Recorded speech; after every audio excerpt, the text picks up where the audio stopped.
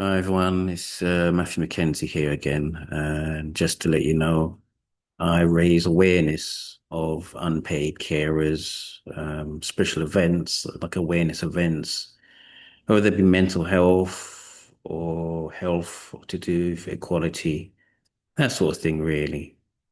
Well, as of this video, it's actually coming up to Carers Week 2025. And even if it wasn't coming up to Carers a Week in the UK, I would often still try to raise awareness of unpaid carers. So I thought it'd be great to provide, at least as you can tell by the title, the 20 worst sort of things unpaid carers can face. Because I do feel that those out there who haven't really faced the situation of trying to care for someone with a long-term illness or a terminal illness may not really understand or have an idea what carers may go through. And it's not just for their sake, he's even for carers as well, to be honest, because I do provide some things I've tried in the past and some things I've sort of heard from the care groups that I've run. But I don't want to waffle on too much about this because I know these videos can go for quite a while. So if we begin, as as is quite mentioned, we have probably close to 5 to 7 million unpaid carers in this country. That doesn't include, of course, the globe. Obviously, they are the backbone of society. Hence, they're supporting and saving the health and social care system billions, probably about 150 billion, maybe more per year.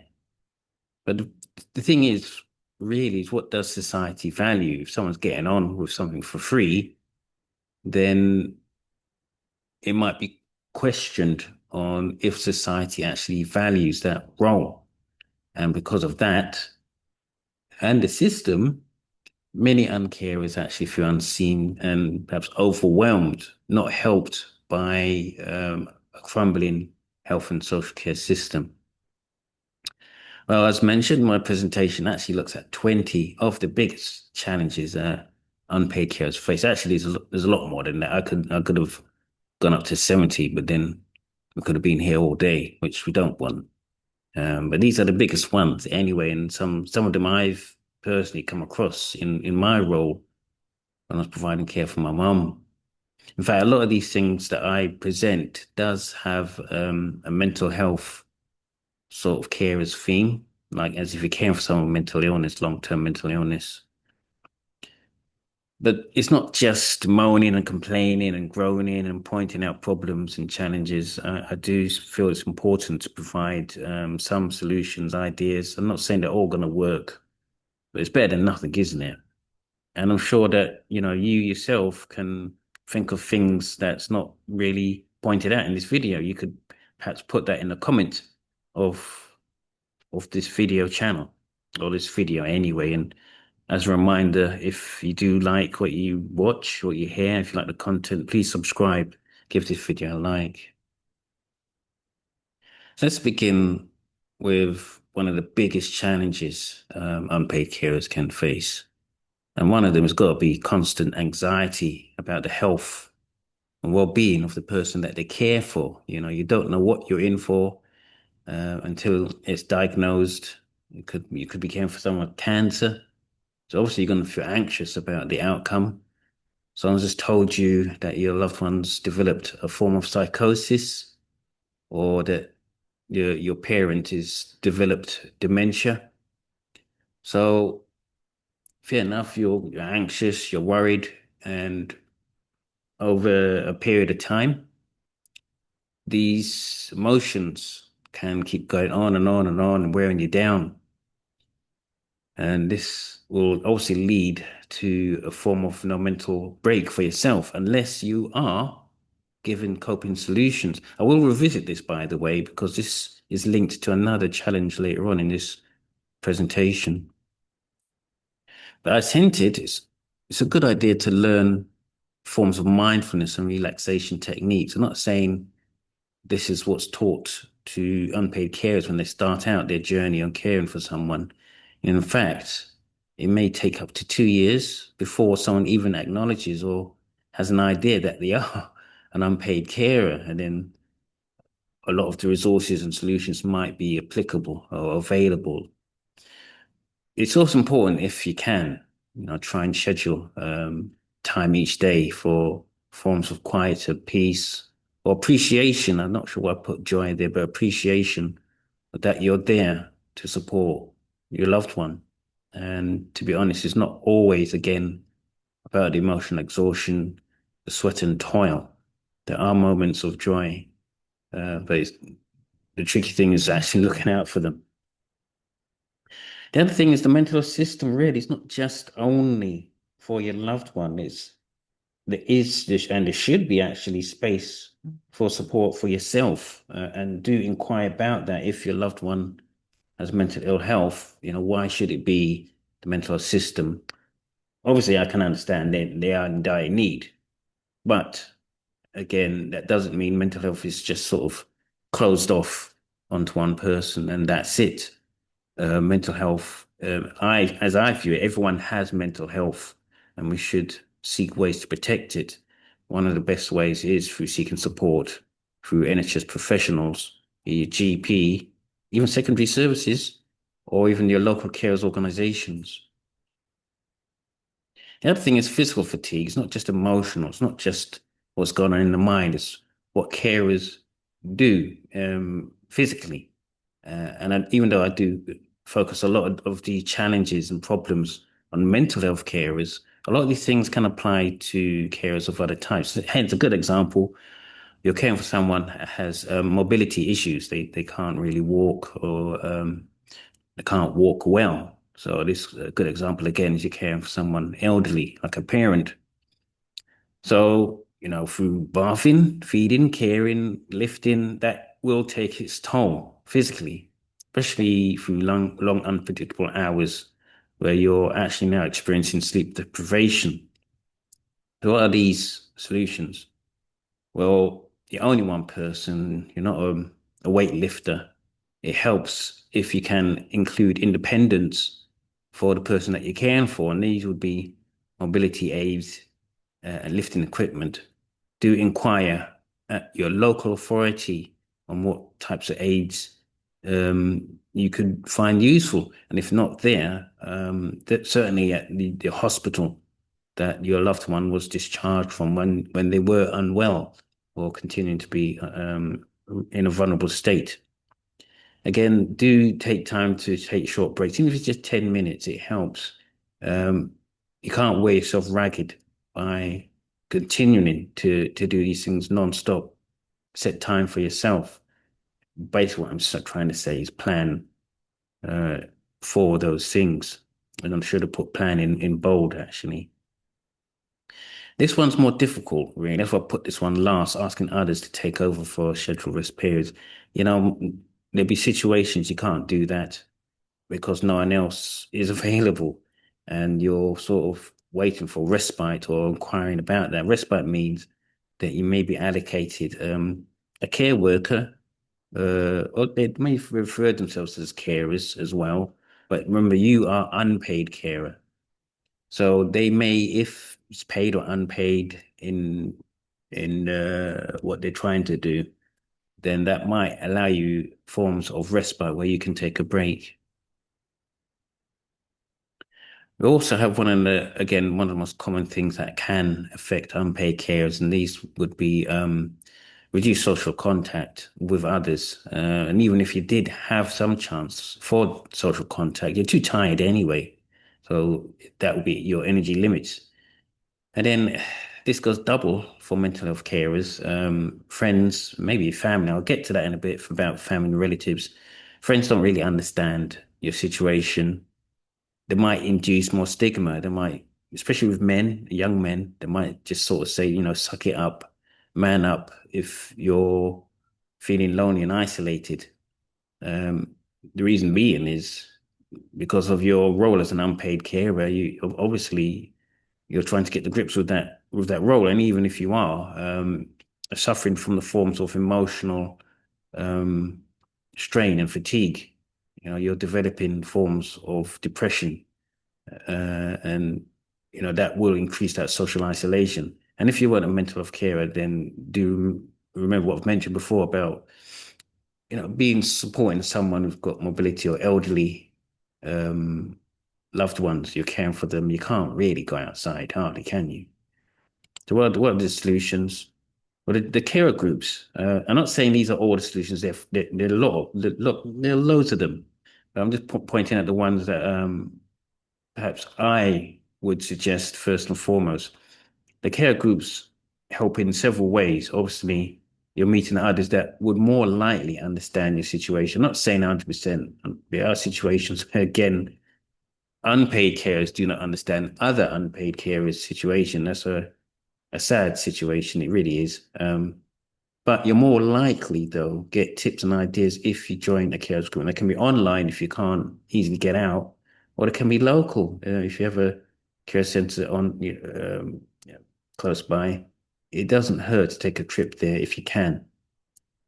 Once you set a week, check in with a friend, and I should have put close friend.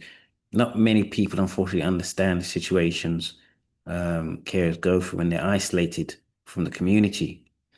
But if you have a close friend, just checking in, that can make a difference. Care cafes or community events, you can get care cafes at your NHS local hospital trust.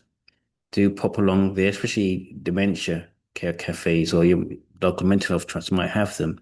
And community events, again, reducing that social isolation. I don't think you can remove social isolation 100%. I don't think it's possible, but there are forms where you can combat it and it'll help you cope in your role.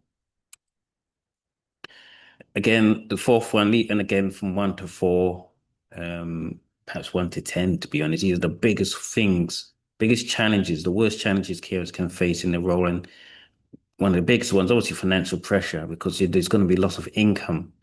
You're caring unpaid. The key word unpaid means that you're not really paid for it. You're doing it out of love, concern, partly out of duty, and you're surprised that you're doing it at a younger age, or even when it's expected. You're caring for a parent when they're elderly, but you can't provide care and work at the same time unless you're lucky enough to have an online paying job, and even that would be a struggle. And even if you were providing some forms of unpaid care, there will still be costs. Remember the situation with the health services, that the resources are just not there. And in future, I can suspect that carers will have to fork out a lot more. And this could be medical equipment or home adaptations, basically in a rush to improve the quality of life for their loved ones. So the solution is really, it's not just carers allowance, and even that's a dip in the ocean, really, or any benefits. Certainly apply for them, but also apply for carers assessment, which are free and by your carers' rights. The Carers Act 2014, it's your right to have a carers assessment. Apply this at your local care center or the local authority. And if you do have an appointment at the care center, ask to speak to a welfare rights advisor or even explore grants from charities. Carers Trust can, at times, there'd be funding for that for home adaptations, especially developing wet rooms if you're trying to support someone may need to wash, that sort of thing. This one is a big challenge, not as horrible and nasty as the others, and there will be some absolutely horrific things that I'll mention here in this presentation, in this lecture. But there is a massive lack of recognition. I did hint at this at the start of this presentation. Society doesn't quite understand, not all societies, some value it more than others. Some have a better health and social care system than others. Some have a different social outlook on community and unpaid carers. But as it stands, there are situations where society just often overlooks unpaid carers. It's a hidden, behind the door, closed sort of thing. You're more likely doing this at home, away from others. And society might prefer it that way. people just don't like vulnerability. So obviously, carers can feel invisible to those that should be or trying hard enough to support them, especially in healthcare conversations. Again, this goes double for mental health carers because I've not added in the confidentiality situation. It's not just confidentiality, there are other things as well. Mental Health Act gives more freedoms, rights, and support. Rightly so, not all the time, but I do think 90% rightly so to mental health, those going through mental ill health. It's their right. There's situations, and we'll come into this in another lecture, where especially relatives, next of kin, are overlooked due to unforeseen circumstances, misunderstandings, a complex mental health healthcare system. So therefore, the unpaid care may be pushed out and be told good luck and maybe get lost. I mean, that is unprofessionally saying that, but I do feel there's situations um, people have been shut out. So, okay, what are some of these solutions? Well, you, this is a difficult thing to say. You better start being prepared to advocate for yourself in the care settings. I think that's one of the most difficult things to do. No one's going to really train you to do that, to be honest. They might say, okay, um, anything you're not sure about, go through PALS, Patient Advice Liaison Service at the hospital, or raise a complaint.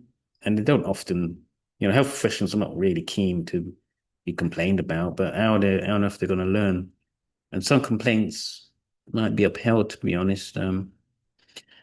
If advocacy for yourself is difficult, and there is something from Carers UK, I might see if I can put this in the link in the YouTube description, is self-advocacy, which can really make a difference. I know Carers UK do a lot for that.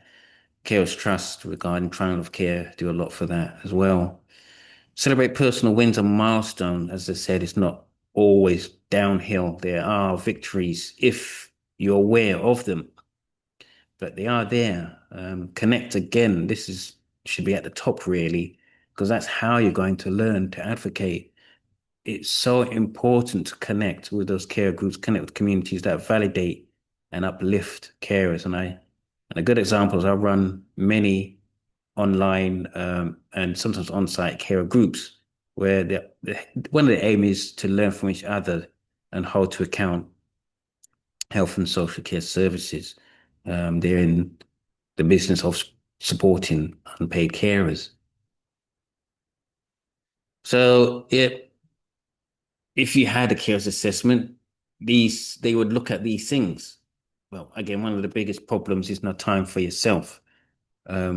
This will mean hobbies, exercises, quiet time to, well, I wouldn't say just disappear, but sort of step back from the weight of responsibility of providing unpaid care.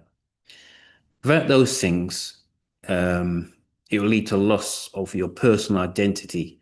No one was really born an unpaid care. It's a role you learn as you duck and dive and try and learn as fast as you can. Unless you're obviously a young carer, then yeah, I can understand. So what are the situations regarding no time for yourself? The smaller, the better when it comes to small rituals. When I'm saying that sort of appreciation of going out there, having a short walk. I'm not saying it's easy to do, but just a short walk can give a little bit of time for yourself. Morning tea, uh, just small things. One of the things people might sort of stick their noses at is forms of meditation, trying to find calmness. Use respite if you can get hold of it, and we'll come on to that in a bit. Respite obviously means if you have someone coming in to support your caring role, use that time to reclaim your personal time, and again plan for the future and schedule, your own time and space, specifically as a family appointment. Going back to mental health carers, when I say mental health carers, I'm talking about those caring for someone with long-term chronic mental ill health conditions. And this is where we start looking at the situations of creating boundaries. You cannot and should not try to do it all. Shouldn't be pressured to do it all. That'll be in demand of yourself, especially when your loved one is struggling with their mental health condition, they may ask a lot more of you. And to be honest, again, there should be support, coming from a social worker, or care coordinator, or the basically mental health system. So there's situations where you're gonna sort of have to say no, obviously being polite about that, but these are one of the biggest challenges, not having time for yourself. I've not mentioned this so far. I've experienced from 1 to 6. I really have. Some more than others, but this is the one I experience now. Even when I'm not caring for my mum's passed away, she lived with a form of psychosis, schizophrenia. So unpaid carers, yeah, you didn't expect your loved one to develop, chronic health conditions. So you're going to be experiencing forms of guilt. You're going to be feeling guilty, not just about their condition, but even taking breaks or needing help. You're trying to cope by yourself, and this goes again triple, double if you're a male carer, a male unpaid carer. There might be situations where there's going to be resentment followed by a guilt. That's a common loop. So how can you find your way out of this? And I don't think, again, there is a way out, but it can lessen the situations when you're feeling guilty. And again, I will revisit the forms of guilt in another form. It leads on to other things. So the solution really is to remind yourself that you are doing your best.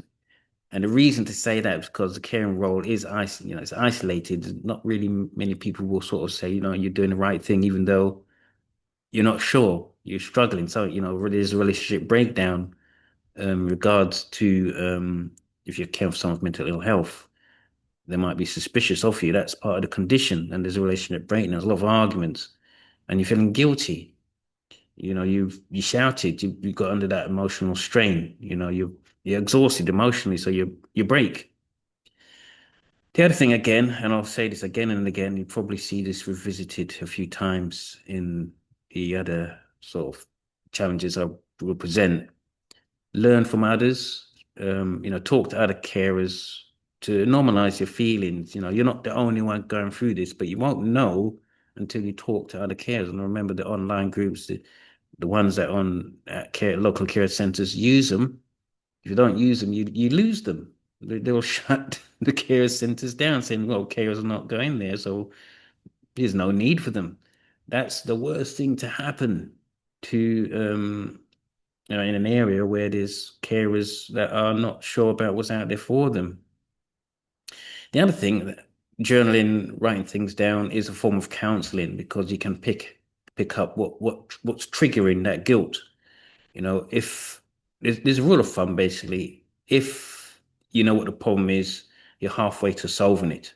If you don't know what the problem is, you don't know how to tackle it. So the point of journaling is to list what are these challenges, what are these problems that are coming up time and time again. And as you can tell by that picture here, you're basically the carer standing by the doorway, just sort of keeping an eye on their loved one. They just want to check in on them, and they can see their loved one in mental distress and they can't do anything. They're actually stuck. That person might actually be relapsing. Therefore, forms of guilt, anxiety, and mental distress for the carer now will begin to pop in. But there are solutions. Don't feel you just have to cope and that's it. This is a big one, lack of training. Number 8, continue on with the 20 worst challenges unpaid carers face. Again, you're not really trained to be a carer, and if you're not involved, again, good luck. That's going to be even really difficult. But you're expected to provide medical and personal care without some forms of guidance. If you've got a good health system in your area, then fair enough. It's not so bad. But generally, many unpaid carers are just not sure what to do, when to do. And again, with the mental health care, it's one of the most trickiest sort of things, de-escalation techniques, trying to hold on to that relationship before you're pushed away.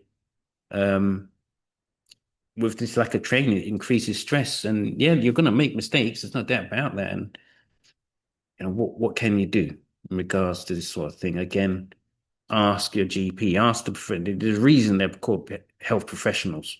You ask them. I'm not saying, you're going to get always the best advice. Ask for a second opinion as well. But the hospital team, they're there for training and for referrals. There might be situations they don't do it, but they will refer to the care centers, and you should definitely get some forms of training there. And if you don't ask for it, forms of um, education, awareness education on health and social care. There are stuff online as well, often free. You've got recovery colleges, mental health services provide. And there are, what is it you're looking at now? In a YouTube offering, providing forms of educational training. So use those videos, listen to them. Um, YouTube is your friend, basically. I'm not saying everything on there is going to give the best advice, but there will be a number of videos you can watch, and you can double check and make up, what's in your decision what's the best one to follow. But the thing is, don't just cope. That's the worst thing to do. Ask around. So yes, this is again tricky in the UK because the healthcare system is suffering from resources, and because of that, it's now looking to community care and unpaid carers to take the strain, coupled with the fact that the population is getting older. That means even more strain on the healthcare system. But as it stands now, as an unpaid carer, you're going to be trying to navigate appointments. Going to be tricky if, again, you're a mental health carer, you're sort of expecting your loved one to do it. They can't often do that because they might not have the insight into booking those appointments and turning up. So you're going to be listed as DNA, did not attend, and the healthcare professional will make their own decisions. Although they should really be asking for your own opinions as well. Yes, and then you've got the waiting list. So it's not always about mental health carers. You've got, I do focus on cancer caregivers, and the waiting lists can be difficult. Then you've got confusing paperwork because you're not trained to recognize specific jargon, and certain things may be aimed at your loved one. You might be involved, but there's certain things you're not sure about. And the worst sort of thing is not being listened to professionals. They might not have the time that makes it more difficult. So what are the solutions here? Well, you want to keep a copy of the care plan, the care diary. Even you can create your own care diary regarding your loved one. Track those symptoms. Keep an eye on your loved one. Learn to sort of think, okay, when is it time to really escalate forms of need and support for your loved one? Be assertive. Remember the advocacy thing that I mentioned earlier on. And again, Cares UK has an excellent booklet on self-advocacy. I can't stress the importance of that enough. You're going to have to self-advocate and be assertive and to say that you're a vital part of that care team and remind them. I'm not saying this is going to always work though. There's a lot against situations for care involvement. That's an ongoing form of struggle and battle at the moment. And if you have trouble advocating for yourself, there are care advocates out there that can help navigate, the health and social care systems. Obviously, your local care centre and learning from veteran unpaid carers who have been through that lived experience. So we're at 10, and I'm sorry this is taking a long time. There's so much more to this, and I could have done 70 to 100 because that is the situation many unpaid carers face. Is absolutely a difficult role to play. I'm not saying that it's 100% a nightmare, and there are forms of joy, the forms of being there, and it should be a community thing, a cultural thing to care for a loved one, not just toss them into a care home, and many can't afford that. So you're going to be caring. But number 10, we're looking at relationship strain. Who's responsible if you're in a family to care for someone in that family going through long-term ill health. And to be honest, there's always going to be that one person in that family that says, okay, look, hands up, I'm going to do this and provide the care. It's kind of difficult if, the family relationship was strained to begin with. There was breakdown in relationship, but there will be tension. between the carer and the cared for, or family members, again, double if it's mental health caring situation. So whether it's marital, sibling, parent, child, even difficult as child parent roles will become blurred. What's the situation on this one? In fact, to be honest, this is going to be one of the most difficult ones because you can't really control someone, you can't sort of demand what should be happening, but it doesn't hurt to try and set some expectations and boundaries. I did mention boundaries earlier on. And this is to save your own sanity and save your own situation where you're going to experience exhaustion. Talk openly with the family about difficult topics. Not easy. You might again need to ask about mediation, de-escalation skills, that sort of thing. Not easy. And use family, as I said, mediation and counseling if need be, especially when relationships do break down, then you might want to start thinking about forms of counseling, family therapy. So this is related to the very first thing I mentioned when it comes to the emotional and physical fatigue and exhaustion. If those are not tackled, both those, emotional fatigue, physical fatigue, then this is going to lead to burnout, where you've got nothing left to give. You will break down, and that can now result in mental illness, physical ill health. As you can see from the picture that I put there, the person's completely falling asleep while he's just completely exhausted. So the solution really is learn and watch for the early signs. Not easy if you're in the eye, in the storm, in the eye of the storm. You're looking for signs of irritability, lashing out, insomnia, forms of hopelessness, mental ill health. It doesn't start off straight away like that. It sort of trickles, and before you know it, you're hit by it. So you're really looking at leaks in that dam. Before that leak begins to crack open and you get the flood of water, flood of despair, mental ill health hitting you. That's what you're looking for. Again, we're looking back to situation number 10. When the family start delegating tasks, you can't be expected to do it all. Even if it's just the small things, start delegating. Take regular breaks. I can't stress this again longer, more than enough. You deserve it, especially if you're in for the long-term care and role.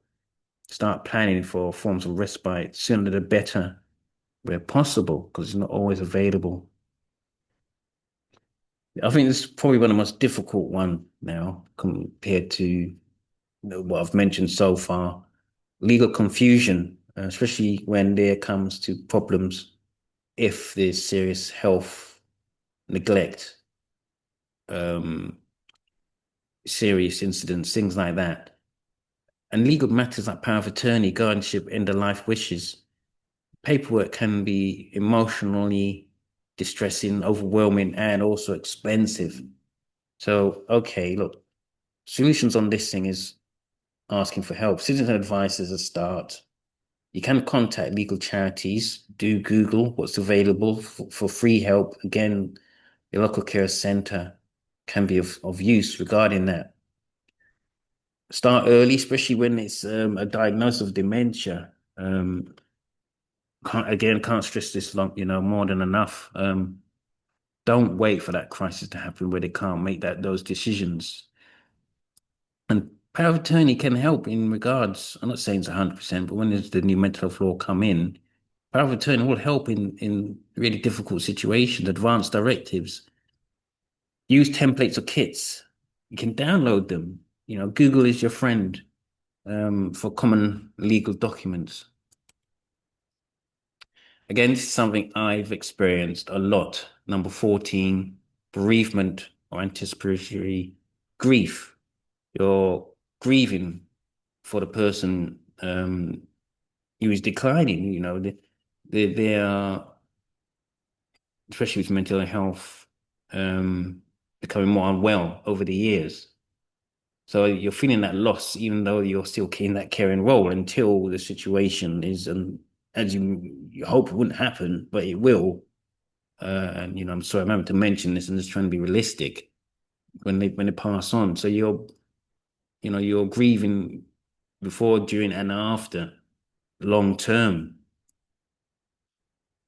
So the solutions on this one is allowing yourself to feel that sadness. It's not easy, but it is natural. We all go through it.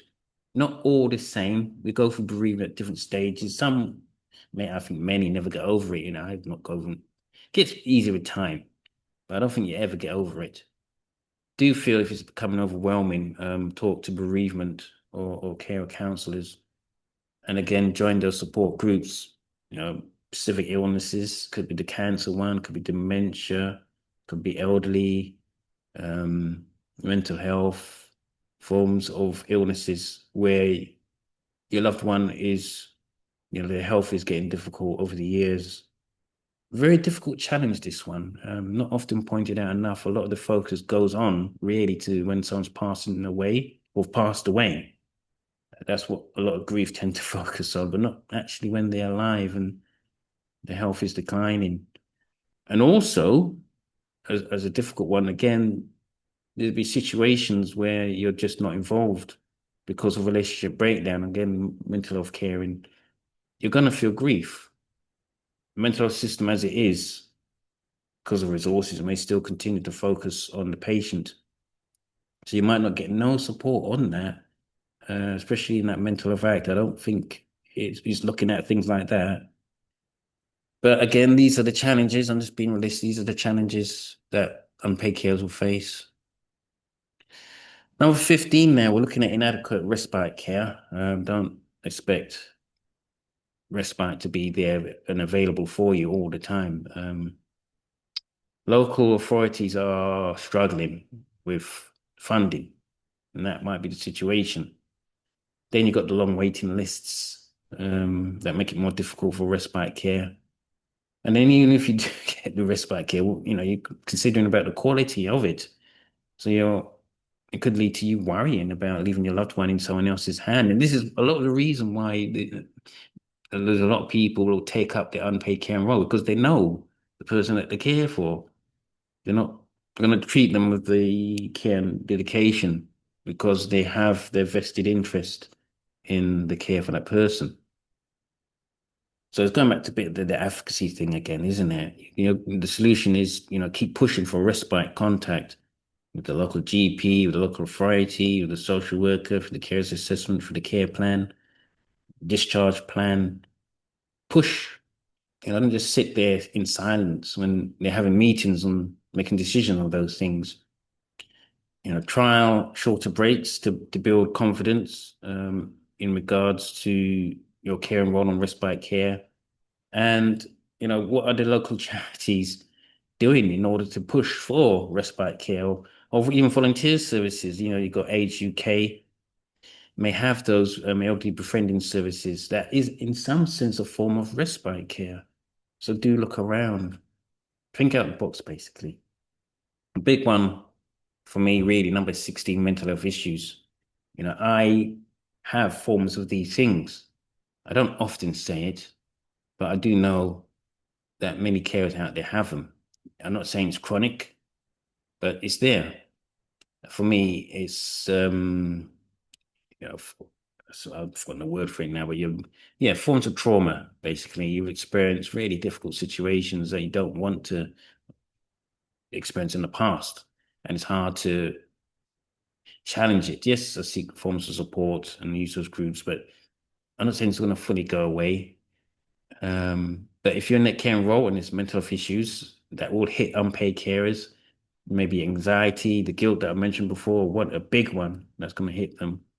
Depression, especially when things go wrong in the care and role, or naturally the person's health is declining, there's not much you might be able to do. So of course you're going to be depressed. And panic attacks from the anxiety will be common. Many carers, especially male carers, might delay seeking help, as you can see by the picture. I've given an idea what I've felt mental health issues will strike unpaid carers. They can't cope, they feel alone. And the services are not really caring about them either. So the solutions is, again, talk to professionals. The reason being, and do be choosy about your GP, because some of them might not understand. You're looking to say, look, I am developing these sort of things. What support can I get? Don't wait until you're at breaking point. Don't wait until you're emotionally fatigued. Consider online therapy support. There are helplines. I know Samaritans is not really for therapy. It's more to, if you come to your wit's end, I understand people ring them, but they're not really for therapy. Again, Carers UK, Carers Trust, they can talk about your carers' rights and give you that check-in to say, what sort of things you should be trying to do.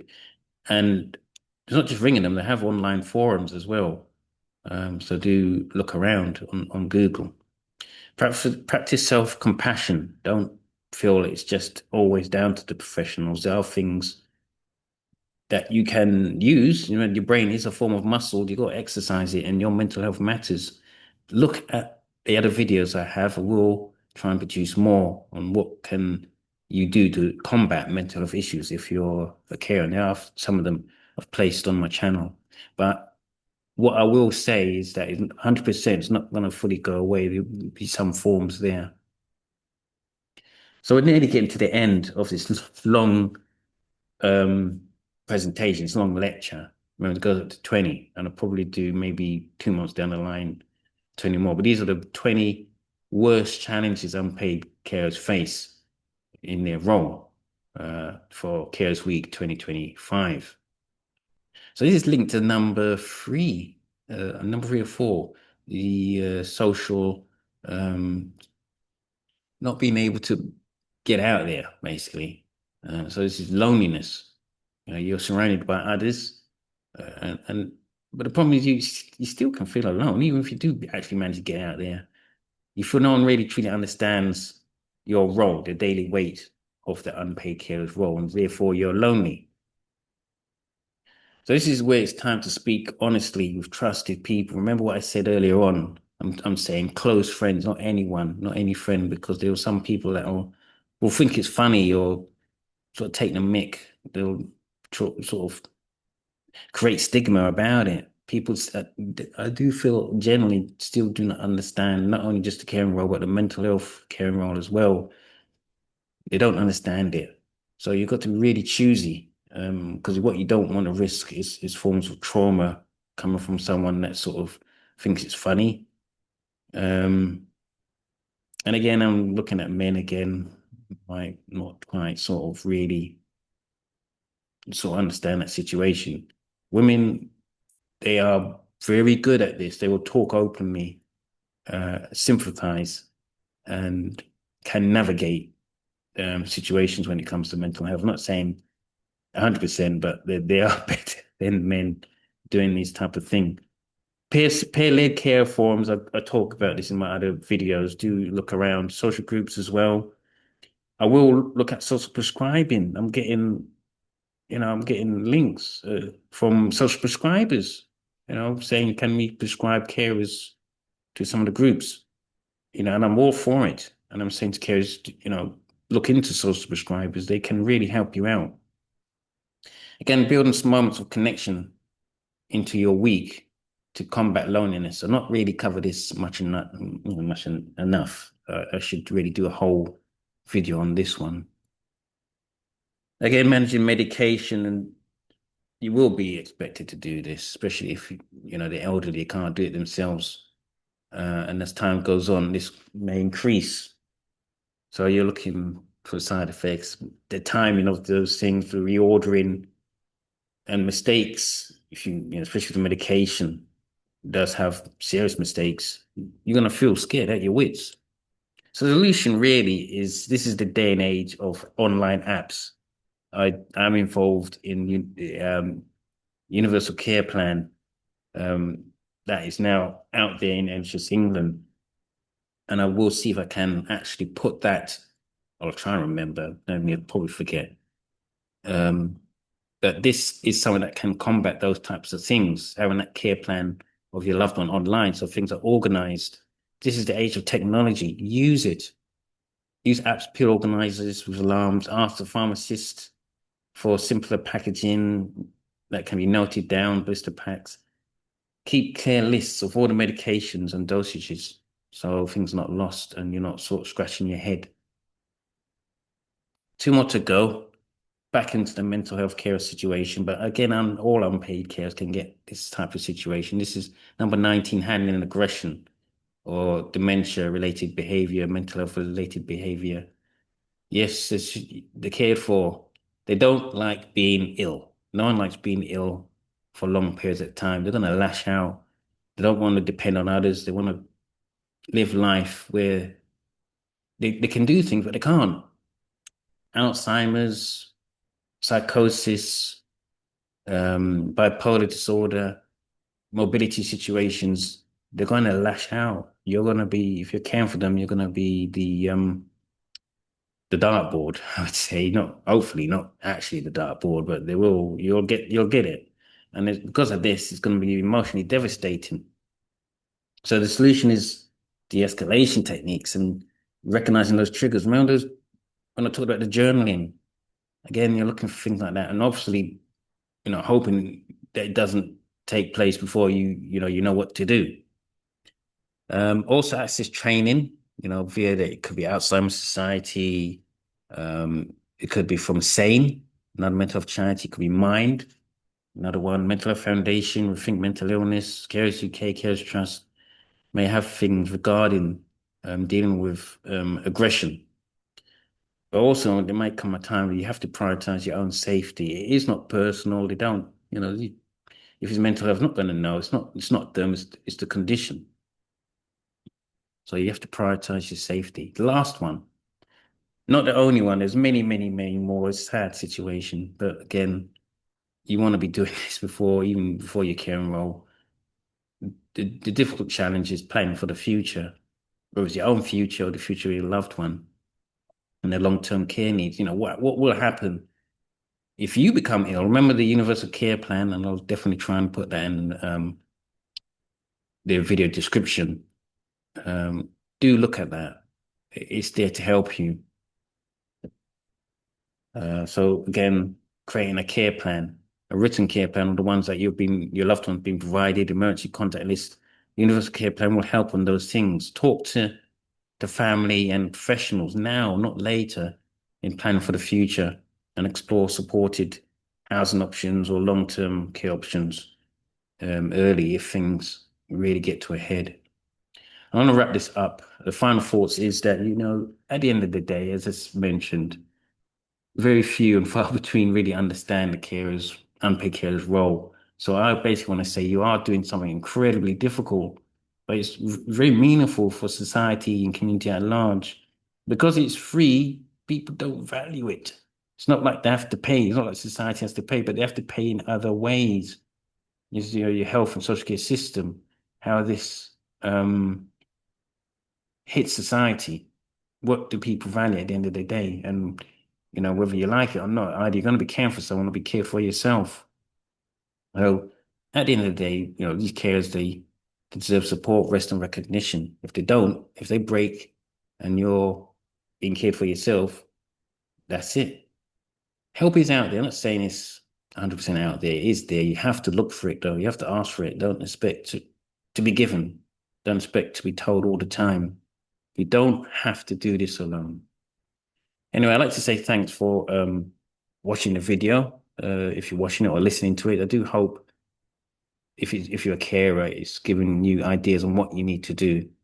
And some of the solutions I think they're not a magic sort of pill.